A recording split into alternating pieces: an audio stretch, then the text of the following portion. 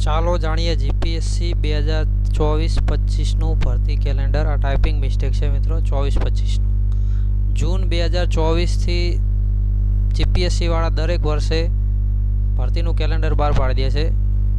આ સારામાં સારી સિસ્ટમ છે. તેની સાથે પરીક્ષાની તારીખ, ઇન્ટરવ્યૂની તારીખ, પ્રિલિમ, મેન્સ, ઇન્ટરવ્યૂ દરેક તબક્કાની સંભવિત તારીખ જીપીએસસી બહાર પાડી દે છે અને મોટા ભાગે લઈ પણ દેતી હોય છે. કોઈક સરકારી અડચણ આવે તો જ એમાં ડિલે થતું હોય. તો આ વર્ષે 2024-25 માટે જીપીએસસી વાળા ટોટલ 1625 જગ્યાઓ માટે ભરતી કેલેન્ડર બહાર પાડ્યું છે. તો એમાં મુખ્ય જગ્યાઓ જોઈએ તો વહીવટી અધિકારી ક્લાસ 2 તેની ટોટલ 11 જગ્યા છે, જેની પ્રસિદ્ધિ થવાની તારીખ જૂન 2024. એટલે આ જૂનમાં જ 2024, એટલે આપણે જીપીએસસીની વેબસાઇટ ચેક કરતા રહેવું જોઈએ. આ વિડીયો બનાવવાનો ખાસ હેતુ એ જ કે તમે બધા ખાસ વિડીયો જોઈને જીપીએસસીની વેબસાઇટ ચેક કરતા રહો. જીપીએસસી ઓજસ છે અને જીપીએસસીની એક અલગ વેબસાઇટ પણ છે, તેનામાં આ બધી ભરતીની જાહેરાતો એમાં મુકાય છે. આચાર્ય ગુજરાત કૌશલ્ય તાલીમ સેવા વર્ગ 2 એની કુલ 48 જગ્યા, જેની પણ જૂન 2024માં જાહેરાત આવી જશે. વીમા તબીબી અધિકારી એલોપેથિક એની ટોટલ 147 જગ્યા જૂન 2024માં જાહેરાત થઈ જશે. આમ આ જૂનમાં જ ટોટલ 200 જેટલી અંદાજિત જગ્યાઓ જાહેર થઈ જવાની છે. બધી અધિકારી વર્ગની છે.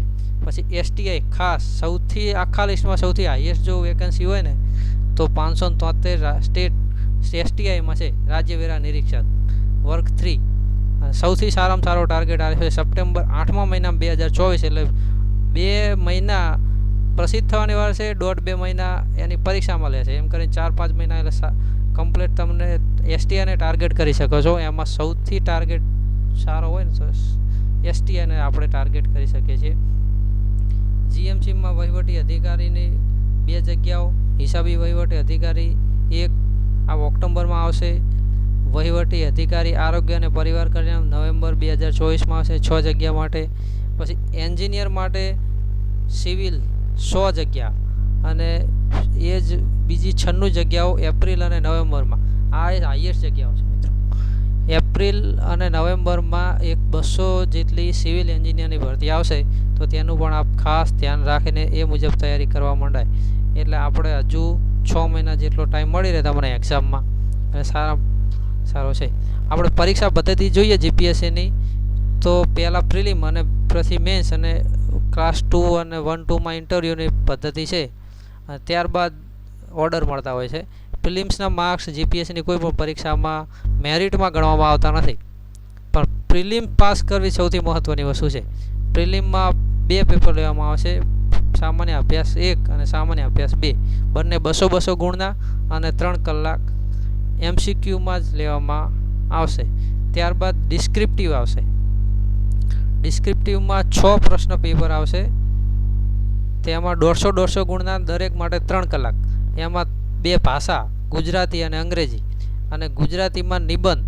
ત્યારબાદ જનરલ નોલેજમાં સામાન્ય અભ્યાસ 1, સામાન્ય અભ્યાસ 2 અને સામાન્ય અભ્યાસ 3.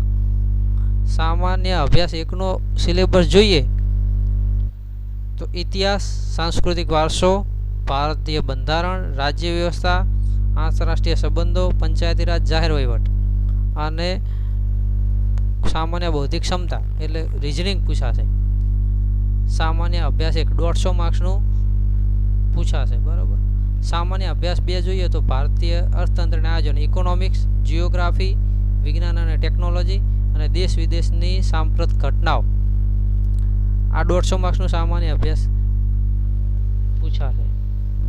એસટીઆઈની પરીક્ષા પદ્ધતિ જોઈએ તો એમાં પ્રિલિમ્સના એક જ પ્રશ્ન પેપર પૂછાશે, 2 કલાકનો 200 ગુણ એમસીક્યુ, અને મુખ્ય પરીક્ષાના ટોટલ 4 પ્રશ્નો પૂછાશે. એમાં 2 ભાષાના અને 2 જનરલ નોલેજના 100 ગુણના 4, એમ કરીને ટોટલ 400 ગુણમાંથી એસટીઆઈનું મેરિટ બનશે. એમાં ઇન્ટરવ્યૂ હોતું નથી.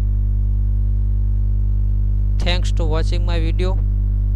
લાઈક કરો, શેર કરો અને સબસ્ક્રાઈબ કરો. આપણે જીપીએસસીના દરેક વિડીયો સિલેબસના વિડીયો મૂકવાના છે, એમાં થિયરિકલના તો ખાસ મૂકવાના છે.